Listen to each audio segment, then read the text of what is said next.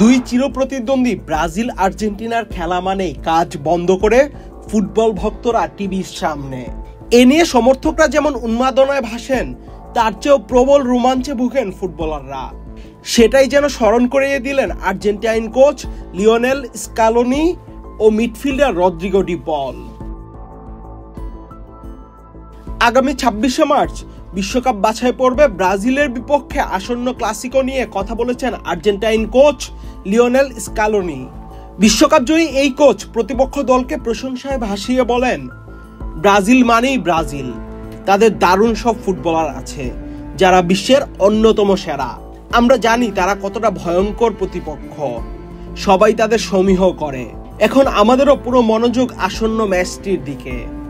এই লড়াইটা ভিন্ন কিছু, তবে এর বেশি এই মুহূর্তে বলার নেই। অনেক বড় প্রতিদ্বন্দ্বী তারা। ল্যাটিন আমেরিকার বিশ্বকাপ বাছাই পর্বে 28 পয়েন্ট নিয়ে পয়েন্ট টেবিলের 1 নম্বরে আছে আর্জেন্টিনা। সমান 13 ম্যাচ খেলে ব্রাজিল আছে 3 নম্বরে, তাদের সংগ্রহ 21 পয়েন্ট। ঘরের মাঠে আসন্ন ক্লাসিকোয় সেলেসাওদের আতিথ্য দিবে আলবিলেস্তারা।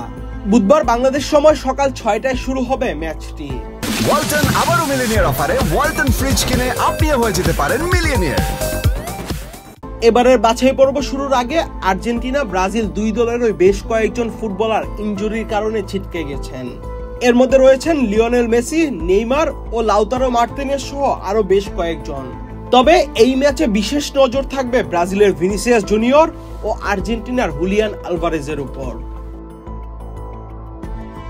ব্রাজিল আর্জেন্টিনার দ্বৈরথ বিশ্বের সবচেয়ে আকর্ষণীয় ক্লাসিকো বলে মন্তব্য করেন ডি পল। তিনি বলেন, আর্জেন্টিনা ব্রাজিল ক্লাসিকো সব দলের মধ্যে সবচেয়ে গুরুত্বপূর্ণ ও আকর্ষণীয়।